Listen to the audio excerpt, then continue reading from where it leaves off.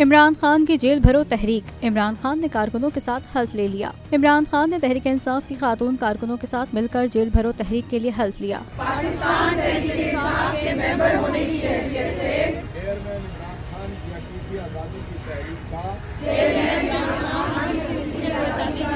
साथ दूंगा, जिसमें कारकुनों का कहना था कि पीटीआई के मेंबर होने की हैसियत से चेयरमैन की आज़ादी की तहरीक का साथ देंगे और पाकिस्तान की आइन की पासदारी करेंगे। हल्फ में कारकुनों का कहना था कि जो हुकूमतें पाकिस्तान के आइन को पामाल करेंगी उनके खिलाफ सियासी जिद्दोजहद करेंगे। याद रहे, साबिक वज़ीर आज़म इमरान खान ने इंतखाबात कराने के लिए जेल भरो तहरीक शुरू करने का ऐलान कर दिया है, ताहम उन्होंने अभी तक जेल भरो तहरीक की तारीख का तयन नहीं किया है।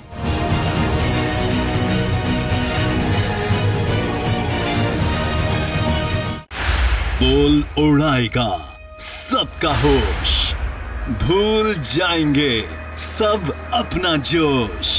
देखिए पाकिस्तान की सबसे बड़ी PSL ट्रांसमिशन सकलैन मुश्ताक, रमीज राजा, सुहेब अलवी, जमील फारूकी और फहीम खान के साथ खेल का जुनून रोजाना रात 11 बजे सिर्फ बोल न्यूज पर।